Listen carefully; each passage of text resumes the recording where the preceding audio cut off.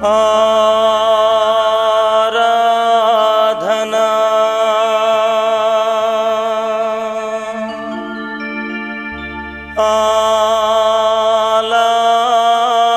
ఆలాపనా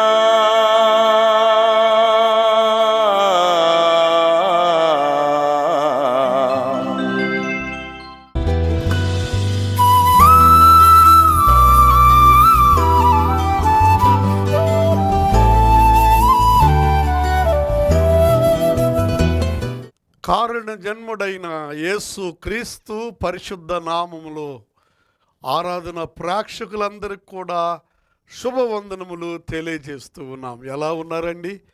దేవుని యొక్క మహా ఉచితమైన కృపను బట్టి మరొక వారం దేవుని వాక్య భాగాన్ని మీతో పంచుకోవడానికి దేవుడు అనుగ్రహించిన ఈ శ్రేష్టమైన సమయాన్ని బట్టి దేవుని నామానికి స్తుతి, మహిమ, ఘనత, ప్రభావములు కలుగునుగాక. ఈ కార్యక్రమాన్ని మన కొరకు సమర్పించినటువంటి ప్రియ కుటుంబం డాక్టర్ మైకేల్ సుకుమార్ గారు, అలాగనే శ్రీమతి సిస్టర్ సుమలత గారు, వారి పెద్ద కుమారుడు ఇజ్కియేల్ గారు, చిన్న కుమారుడు సుజయ్ డానియల్ గారు. ప్రాముఖ్యంగా సుజయ్ డానియల్ గారు ఈ కార్యక్రమానికి స్పాన్సర్ చేయటం జరిగింది. నా పరిచర్య ప్రారంభంలో నన్ను ఎక్కువగా ప్రోత్సాహపరిచి ఆర్థికంగా సహాయం చేసి మేమున్నాము, దేవుని సేవ జరిగించండి అంటూ నా యొక్క సేవను అత్యధికంగా ప్రార్థనాపూర్వకంగా అలాగే ఆర్థికంగా సహాయం చేసినటువంటి కీర్తిశేషురాలు మరి శ్రీమతి గంధం మనోరమ గారు, మరి డాక్టర్ గారు ఇజ్రాయేల్ గారు, వీరు నాకు ఆత్మీయంగా తల్లిదండ్రులని నేను చెప్పగలను. మరి వారి యొక్క ప్రోత్సాహం వలన నేను దేవుని సేవలో నేను నిలబడి ఉన్నాను, విశ్వాసములో నిలబడి ఉన్నాను, నిరీక్షణలో ఉన్నాను, దేవుని యొక్క ప్రేమలో ఉన్నాను అని తెలియజేయటానికి నేను సంతసిస్తూ ఉన్నాను. కారణం ఏంటంటే మరి సుజయ్ డానియల్ గారు చాలా దూర ప్రాంతం నుండి ఈ కార్యక్రమానికి స్పాన్సర్ చేయటం జరిగింది. దేవుడు ఆ కుటుంబాన్ని దీవించి ఆశీర్వదించును గాక. వాక్యంలోకి వెళ్ళిపోదాం. ప్రార్థన. ప్రేమ కనికరం కలిగిన ప్రియ పరమ తండ్రి, మహోన్నతుడా, శ్రేష్ఠుడని వందనాలు. ప్రభువా, నీ వాక్యమును ధ్యానిస్తూ ఉంటుండగా వినగల చెవులు, గ్రహించగల హృదయాన్ని మాకు మీరు అనుగ్రహించమని ప్రార్థిస్తున్నాం. ఏ ప్రాంతాల్లో ఈ వాక్య భాగాన్ని నాయన వీక్షిస్తూ ఉన్నారు, వింటూ ఉన్నారు, ఆ బిడ్డలతో మీరు మాట్లాడి వారికి మీరు సహాయం చేయమని యేసుక్రీస్తు దివ్య నామును బట్టి అడిగి స్తోత్రించి ప్రార్థించి వేడుకుంటున్నాం పరమ తండ్రి. ఆమెన్. ప్రియ దేవుని బిడ్డలారా, దేవుని యొక్క వాక్య భాగములో నుండి మనము శ్రేష్టమైనటువంటి విషయాలు, దేవుని వాక్య భాగాన్ని మనము ధ్యానిస్తూ ఉంటున్నాము.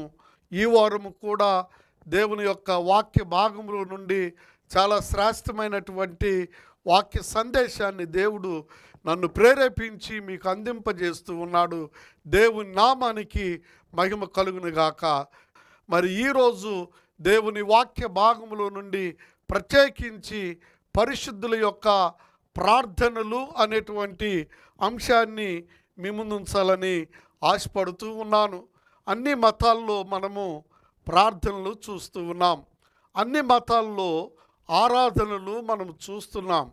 అన్ని మతాల్లో కూడా మరి యాచనలు, అలాగనే ప్రార్థనలు, ఆరాధనలు, భక్తి శ్రద్ధలను మనము చూస్తూ ఉన్నాం. ప్రియ దేవుని బిడ్డలారా, మరి ఈరోజు వాక్యం వినుచున్నటువంటి చాలామంది సంఘ కాపరులు, సంఘ పెద్దలు, విశ్వాసులు, అలాగే యవన బిడ్డలు, అలాగే అక్కడక్కడ సండే స్కూల్ పిల్లలు కూడా ఈ వాక్య భాగాలు వింటూ ఫోన్ చేస్తూ ఉన్నారు.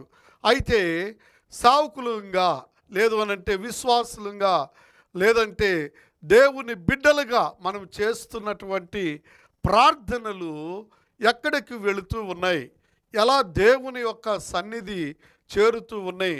చాలామంది చాలా కాలంగా ప్రార్థించి మా ప్రార్థనలకు జవాబు రాలేదు, మా ప్రార్థనకి దేవుడు ఆన్సర్ ఇవ్వలేదని, మా ప్రార్థనలకి దేవుడు ఆలకించట్లేదని నిట్టూరించేటువంటి చాలామంది కాపరులు కానీ, విశ్వాసులు కానీ, పెద్దలు కానీ, అలాగుననే మరి యవన బిడ్డలు కానీ నిరాశ నిస్పృహలో ఉంటూ ఉన్నారు. ఇలాంటి వారికి ఈరోజు మనము ధ్యానించే వాక్య భాగం ఎంతో ఉపయోగకరంగా ఉంటుందని నేను నమ్ముచూ ఉన్నాను. ప్రియ దేవుని బిడ్డలారా, దేవుని యొక్క వాక్య భాగంలోనికి మనం వెళ్ళిపోదాము. కీర్తనకారుడు 141వ కీర్తనని మనము చదువుకుందాము. 141వ కీర్తన 2వ చరణాన్ని మనము ధ్యానం చేయబోతున్నాం. ఇక్కడ భక్తుడైనటువంటి దావీదు, నా ప్రార్థన ధూపం వలెను, నేను చేతులెత్తుట సాయంకాలపు నైవేద్యం వలెను నీ దృష్టికి అంగీకారం అగునుగాక అని దేవుని వాక్య భాగాన్ని మనము చదువుకున్నాం. ప్రియ దేవుని బిడ్డలారా, అలాగుననే దేవుని యొక్క వాక్య భాగములో నుండి ప్రకటన గ్రంథము 5వ అధ్యాయము 8వ వచన భాగము, అలాగుననే 9వ వచన భాగాన్ని మనము ధ్యానం చేయబోతూ ఉన్నాం. మరలా ప్రకటన గ్రంథము 8వ అధ్యాయము 4వ వచన భాగాన్ని మనం గమనించినట్లయితే ఈ యొక్క వాక్య భాగాల్లోని పరిశుద్ధుల యొక్క ప్రార్థనలను గూర్చి చాలా స్పష్టంగా వ్రాయబడి ఉన్నది. ప్రియ శ్రోతలారా, సహోదరి సహోదరులారా, మనము చేయుచున్నటువంటి ప్రార్థనలు దేవుని యొక్క సన్నిధికి చేరాలి అనంటే ప్రార్థన ఎలా చేయాలి, ప్రార్థన ఎలా దేవుని యొక్క సన్నిధికి చేరాలి, ప్రార్థనకు దేవుడు జవాబు ఎప్పుడు అనుగ్రహిస్తాడు అనేటువంటి ప్రశ్నలకు ఈరోజు దేవుని వాక్య భాగంలో మనము చాలా విలువైన విషయాలను మనము ధ్యానం చేయబోతూ ఉన్నాం. ఎందుకనంటే చాలామంది ప్రార్థించి ప్రార్థించి ప్రార్థించి విసిగి వేసారి మా ప్రార్థనలకు జవాబు రావడం లేదు అని అనుకుంటున్న విశ్వాసులారా, సోదరి సోదరులారా, సహోదరులారా, దయచేసి గమనించండి. ఎన్ని సంవత్సరాల నుండి మీరు ప్రార్థన చేస్తే దేవుడు మీకు జవాబు ఇవ్వలేదు అని అనుకుంటున్నారా? అయితే మా ప్రార్థనలన్నీ గాల్లో కలిసిపోయి ఉంటే మా ప్రార్థన దేవుడు ఆలకించడం లేదు అని అనుకోవడము చాలా పొరపాటు. ఎందుకంటే ఆయన మహోన్నతుడైనను దీనులను లక్ష్యపెట్టును అని వ్రాయబడ్డది. వారి ప్రార్థన ఆలకించును. కాబట్టి ప్రియ దేవుని బిడ్డలారా, దేవుని వాక్యము వినుచున్నటువంటి మన జీవితంలో ఈ ప్రార్థన దేవుని యొక్క సన్నిధికి చేరడానికి 4 సాధనములు మనకి చాలా తోడ్పాటు ఇస్తూ ఉన్నాయి. ఈ 4 సాధనములు అనగా మొట్టమొదటిది పరిశుద్ధాత్మ దేవుడు, రెండవది దేవుని యొక్క వాక్య భాగములో యేసు క్రీస్తు యొక్క నామము, మూడవదిగా యేసు క్రీస్తు యొక్క వాగ్దానము, నాలుగవదిగా యేసు క్రీస్తు యొక్క రక్తము. ఈ 4 సాధనములు నిజముగా మనము చేయుచున్న ప్రార్థనలను దేవుని యొక్క సన్నిధికి చేరుస్తూ ఉన్నాయి. ఎందుకనంటే మొట్టమొదటిగా దేవుని వాక్య భాగాన్ని మనము ఆలోచన చేసినప్పుడు దావీదు హృదయానుసారుడని దేవుని వాక్యము సెలవిస్తుంది. అయితే ప్రత్యేకించి దావీదు చేసినటువంటి ప్రార్థన అంటే జవాబు రానటువంటి ప్రార్థనలు బైబిల్లో చాలా ఉన్నాయి. అందుకని నీ ప్రార్థనకు దేవుడు జవాబు అనుగ్రహించేటువంటి దినమున్నది, అది తగిన సమయం. ప్రియ దేవుని బిడ్డలారా, దేవుని వాక్య భాగంలో నుండి మొదటి దినవృత్తాంతములు 28వ అధ్యాయము 3వ వచన భాగాన్ని మనం చదువుతూ ఉంటున్నప్పుడు, దావీదు దేవుని కొరకు ఓ గొప్ప మందిరాన్ని కట్టాలని ఆలోచన చేసి చాలా ప్రార్థించాడు, సిద్ధపడ్డాడు, సమకూర్చాడు, అన్నీ చేశాడు. ఆయన ఆలోచన ప్రకారం, ప్రభువా నీకోసం నేను ఒక మంచి మందిరాన్ని కట్టాలని అనుకుంటున్నాను అని అంటే, దావీదుతో దేవుడు ఏం చెప్పాడో తెలుసా? నీ చేతులు యుద్ధములు చేసి రక్తమును ఒలికించినాయి కాబట్టి నీవు నా నామం పేరట నీవు మందిరాన్ని కట్టవద్దు అని చెప్పాడు.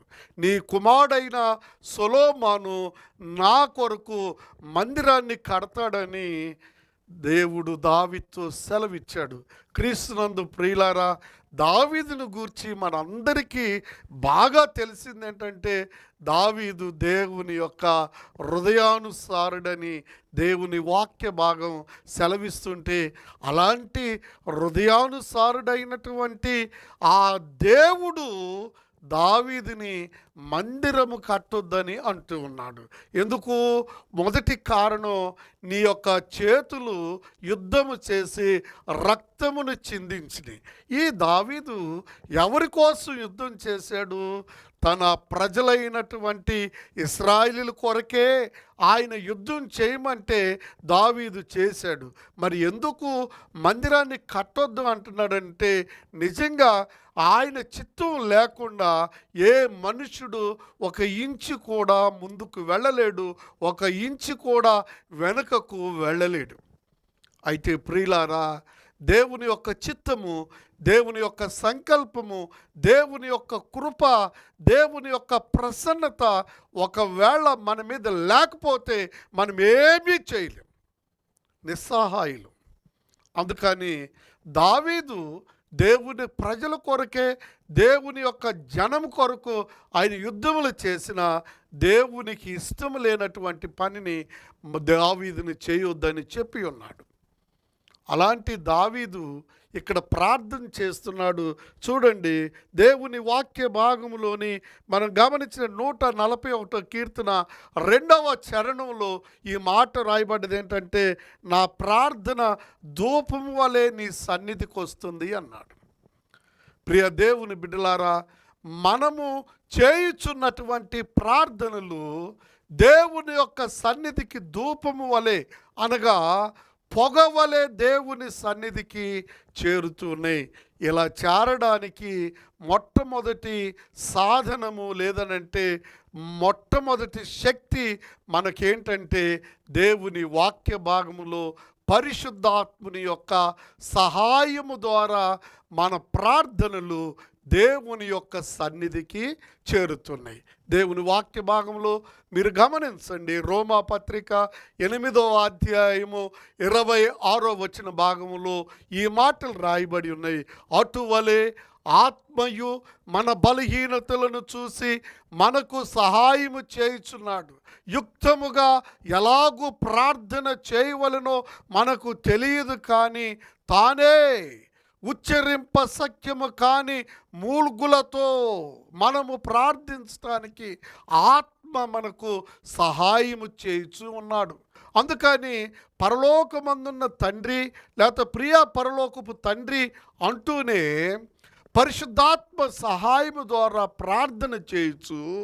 మూడవదిగా యేసు క్రీస్తు నామమున దానిని మనము సమర్పించి ఆమెన్ అని చెప్పాలి. ఈ ఆమెన్ అనగానే నువ్వు చేసిన ప్రార్థన అవునుగాక అంటే నెరవేర్చబడుతుంది గాక, అవునుగాక ఆమెన్ అని మనం గట్టిగా చెప్పాలి. ఒకవేళ ఆమెన్ అనలేదంటే నువ్వు చేసిన ప్రార్థనకి ఏమాత్రం కూడా నీకు నిరీక్షణ లేదని. అందుకని పరిశుద్ధాత్మ సహాయము ద్వారా మనము ప్రార్థించి యేసుక్రీస్తు నామములో దాన్ని సమర్పించినప్పుడు మన ప్రార్థనకు దేవుడు జవాబిస్తున్నాడు. అప్పుడు ఈ ప్రార్థన ఎక్కడికి వెళుతుందనంటే పరలోకములో చేరి, ఆ పరలోకములో దేవుని యొక్క దివ్య సముఖములో ఉన్నటువంటి బంగారు పాత్రలలోనికి ఈ ప్రార్థనలు వెళ్ళిపోతున్నాయి. రెండవదిగా, మనము ప్రార్థన చేయుచున్నప్పుడు మన ప్రార్థన ధూపం వలె దేవుని యొక్క సన్నిధికి ఆ సువర్ణ పాత్రలోనికి వెళ్ళడానికి రెండవ సాధనము యేసు క్రీస్తు యొక్క నామం. మనము సమర్పించేటప్పుడు ప్రియ కుమారుడైన యేసు క్రీస్తు శక్తి కలిగిన నామమున నేను దీన్ని సమర్పిస్తున్నాను తండ్రి, ఆమేన్. ఎందుకు ఈ నామానికి దేవుడు అంత ప్రాధాన్యత ఇచ్చాడంటే, అపోస్తుల కార్యం 4వ అధ్యాయము 12వ వచన భాగంలో అన్ని నామముల కంటే యేసు నామము పైనున్న నామం. రెండవదిగా, యేసుక్రీస్తు నామము రక్షణనిచ్చేటువంటి నామము. యేసుక్రీస్తు యొక్క నామము నిన్ను ఉద్ధరించేటువంటి నామం.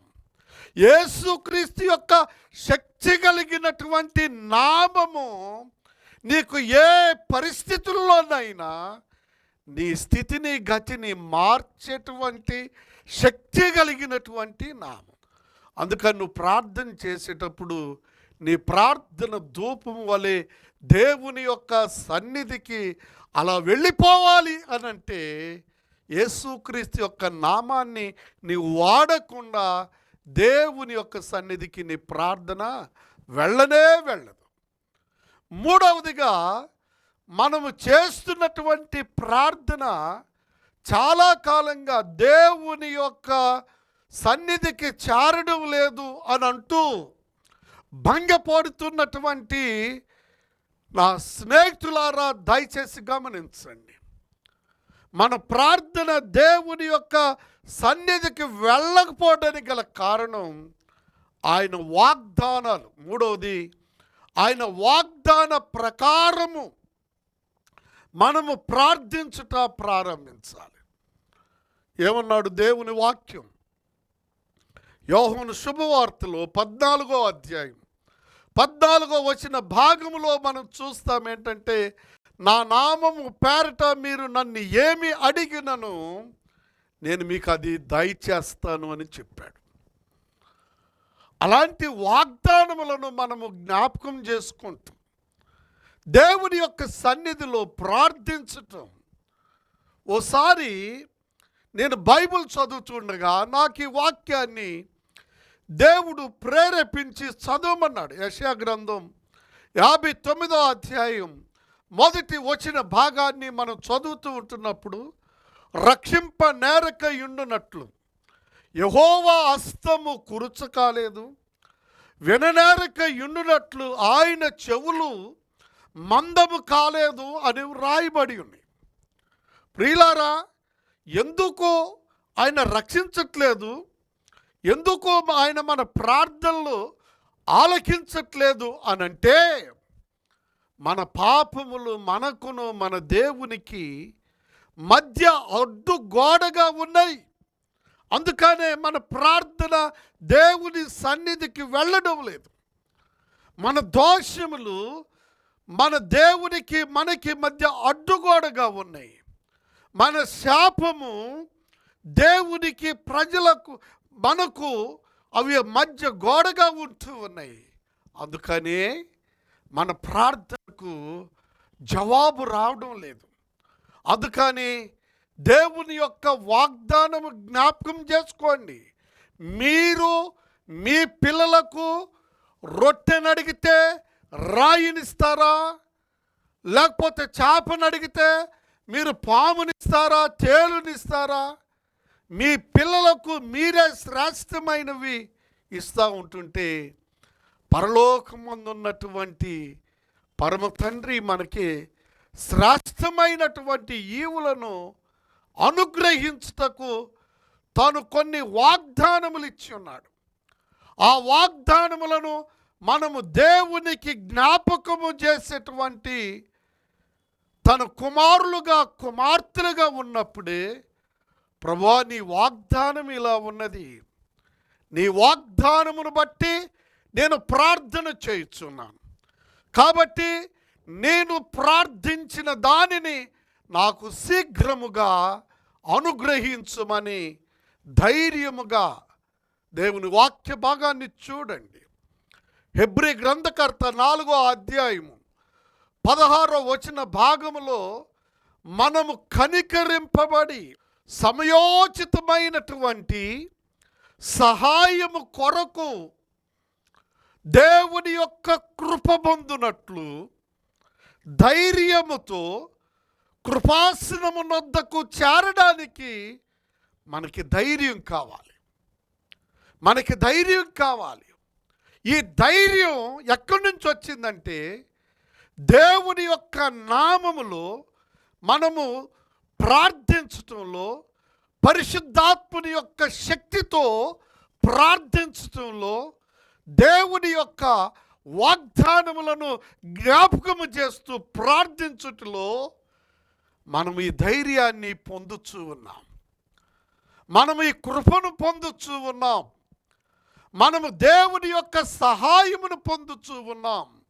ఆయన వాగ్దానముతో నిత్యము ప్రార్థించినప్పుడు మన ప్రార్థన ధూపము వలె దేవుని యొక్క సన్నిధికి చేరుతూ ఉంది.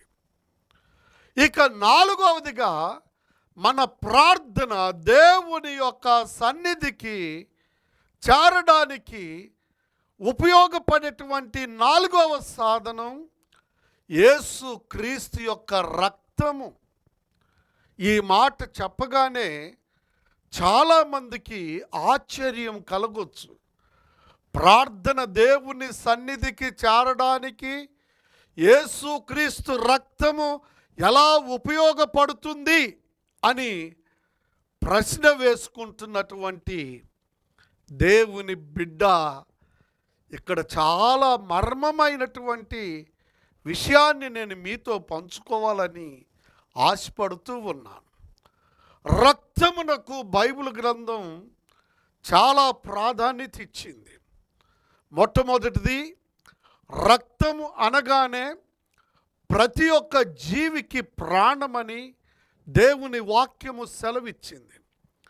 రెండవదిగా, కయ్యోను ఏబేలు యొక్క అర్పణల దగ్గర వచ్చినటువంటి భేదాభిప్రాయాలతో కయ్యోను తన తమ్ముడైనటువంటి హేబేలును చంపినప్పుడు హేబేలు యొక్క రక్తము భూమిలో నుండి మొరపెడుతుందని వాక్యము సెలవిస్తుంది.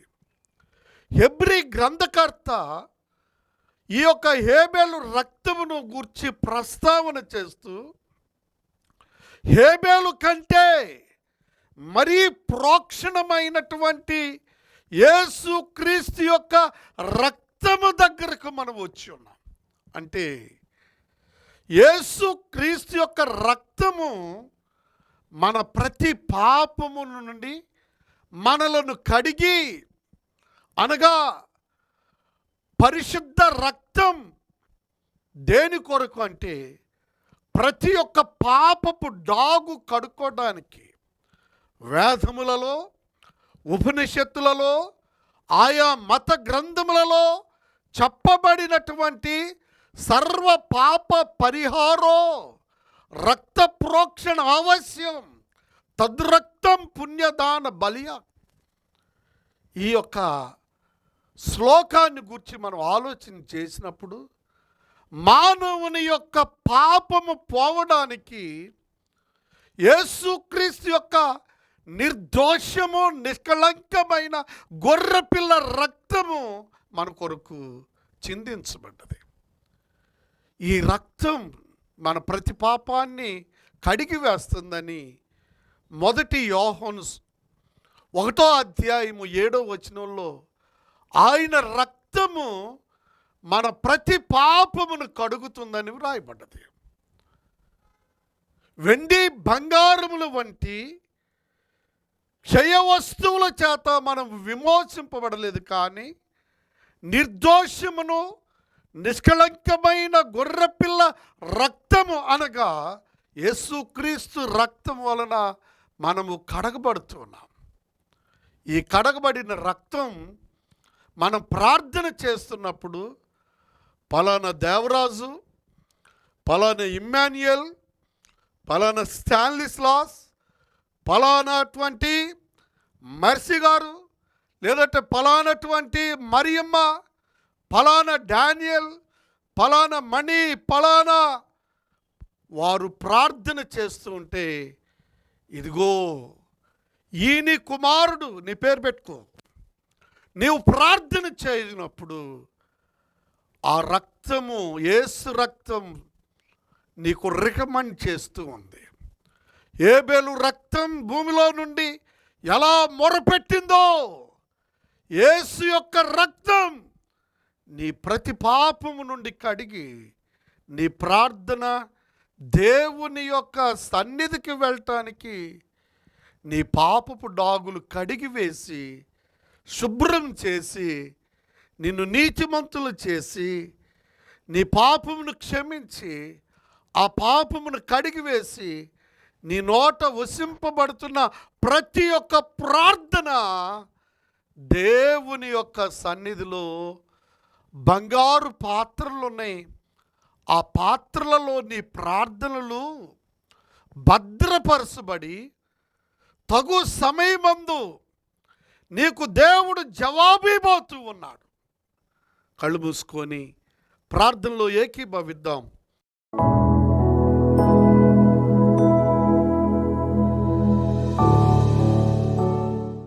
ప్రేమ నమ్మకం కలిగిన ప్రియ పరమ తండ్రి, ప్రభువారు చేయుచున్న ప్రతి ప్రార్థనకు నాయన మీరు జవాబు అనుగ్రహించి మీరు వారికి సహాయం చేయమని నేను ప్రార్థిస్తున్నాను. ప్రభువా, ఎంతో కాలముగా బిడ్డలు ప్రార్థించి ప్రార్థించి ప్రార్థించి వేసారిపోయి ఉన్నారు.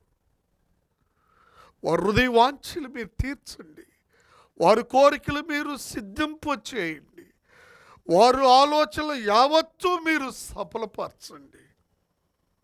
చాలా కాలంగా కోర్టు కేసులు ప్రభువా పెండింగ్లో ఉన్నాయి. వారు సేవకులు ప్రార్థిస్తున్నారు, నేను ప్రార్థిస్తున్నా, వారు ప్రార్థిస్తున్నారు. కేసులన్నిటిని తెగొట్టండి. రెండవదిగా వివాహములు పెండింగ్లో ఉన్నాయి ప్రభువా.